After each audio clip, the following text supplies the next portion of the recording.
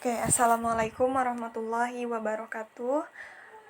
Bertemu lagi dengan saya Fatmila Nurliani pada mata kuliah Fisika Energi. Dan pada pertemuan kali ini kita akan membahas tentang energi angin. Sebelumnya kan membahas tentang energi cahaya. Baik, angin. Angin itu mungkin biasa kita kenal dengan aliran udara. Tapi terbentuknya angin ini seperti apa? Jadi terbentuknya angin ini disebabkan oleh perbedaan tekanan udara yang merupakan hasil dari ketidakseimbangan pemanasan sinar matahari di tempat-tempat yang berbeda pada permukaan bumi. Keadaan ini menyebabkan naiknya sejumlah massa udara, sehingga angin diartikan sebagai gerakan udara dari daerah bertekanan tinggi ke daerah bertekanan rendah. Lalu kita akan mengetahui alat untuk mengukur energi angin ini yang seperti apa, yaitu disebut dengan alat anemometer. Anemometer itu bentuknya itu kayak tiang listrik. Nih, mirip tiang listrik lah. Terus yang berputar itu tuh bentuknya katanya seperti cup, seperti kayak mangkok kayak gitu.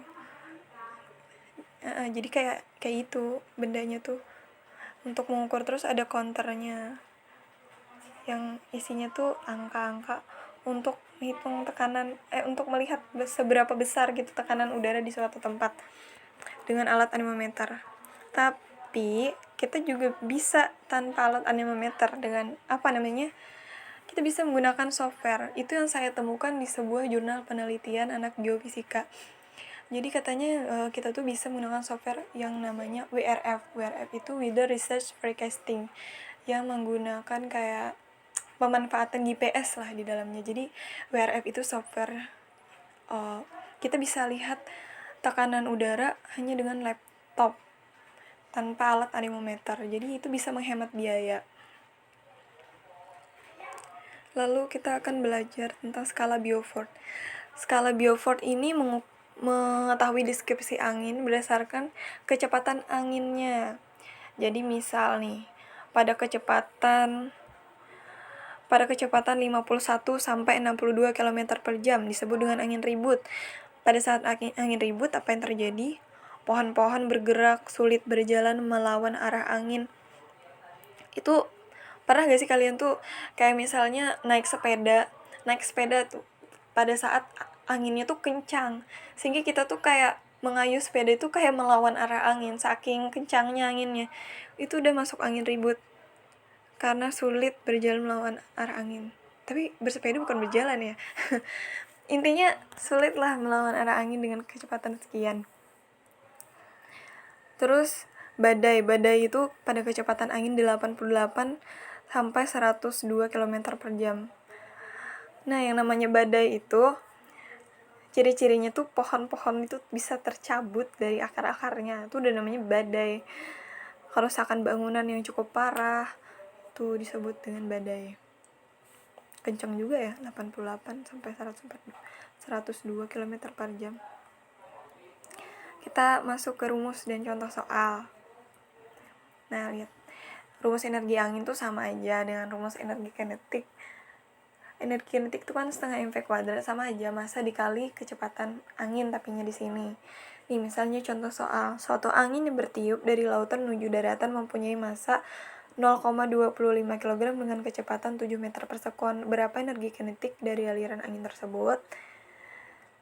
Ya, hitung saja seperti menghitung energi kinetik, setengah mv kuadrat. Dan hasilnya 6,125 kg meter per sekon kuadrat. Terus rumus daya angin. Rumus daya angin itu PT sama dengan setengah CP dikali RU dikali A1 dikali kecepatan angin. Kita ketahui di sini CP, terusnya CP ya. Koefisien tuh, CP itu faktor efisiensi atau koefisien daya. RU kerapatan. A1 luas sapuan rotor turbin.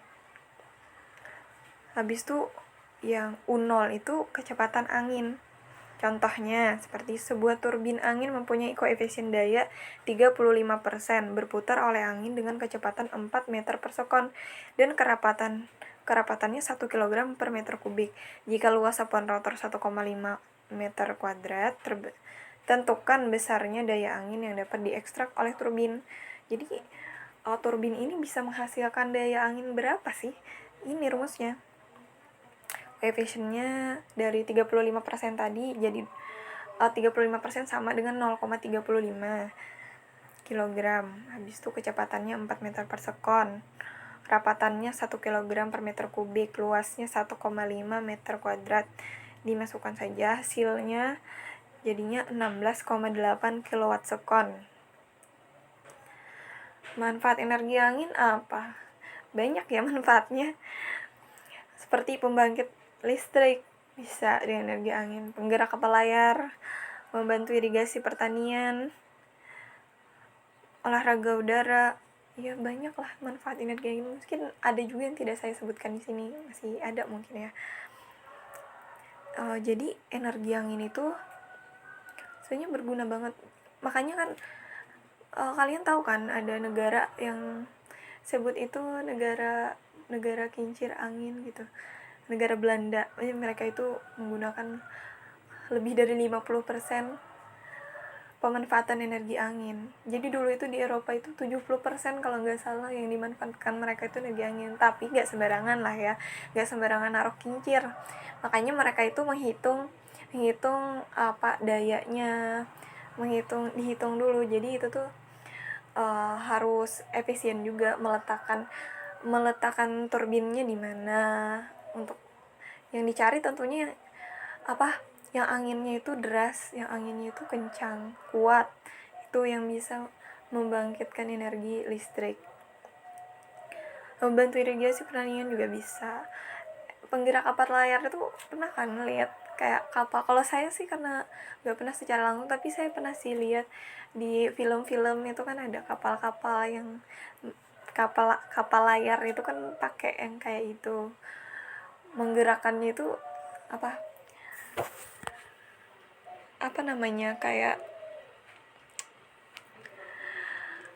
itu tuh menggunakan energi angin. Keren sih energi angin. Tapi kalau sekarang nggak tahu lah ya, masih ada nggak yang pakai itu.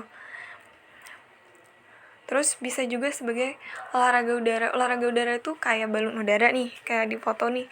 Bisa juga kayak para layang, banyak ya olahraga udara. Wah, saya nggak berani sih. Memacu adrenalin banget olahraga udara cuy. Terus teknologi energi angin. Teknologi energi angin tuh seperti kincir angin, turbin pesawat, kipas angin, penghisap debu, pengering rambut, banyak. Mungkin masih banyak juga lagi yang lain. Oke, sekarang energi angin dari Quran surah Al-Furqan ayat 48. A'udzubillahi minasyaitonirrajim. Bismillahirrahmanirrahim. Wa huwal ladzi arsala riyaha busyran baina yadayhi rahmatih wa anzalna minas samaa'i ma'un tahura. Artinya dialah yang meniupkan angin sebagai pembawa kabar gembira dekat sebelum kedatangan rahmatnya, hujan. Dan kami turunkan dari langit air yang amat bersih. Jadi ceritanya sebelum hujan itu kan biasanya angin kencang. Angin kencang itu gunanya untuk apa? Jadi angin ini dia membawa awan berkumpul. Jadi awannya tuh berkumpul tuh karena angin yang membawanya. Jadi berkumpul, menggumpal, membentuk awan hitam sehingga turunlah hujan, seperti itu. Sebenarnya masih banyak ya surah-surah, tapi yang saya ambil surah Al-Furqan ayat 48 saja. Nah, sudah selesai materi tentang energi angin. Terima kasih atas perhatiannya, semoga bermanfaat dan menambah wawasan kita bersama. Jika ada yang perlu didiskusikan atau ditanyakan, silahkan, saya senang sekali berdiskusi. Wassalamualaikum warahmatullahi wabarakatuh.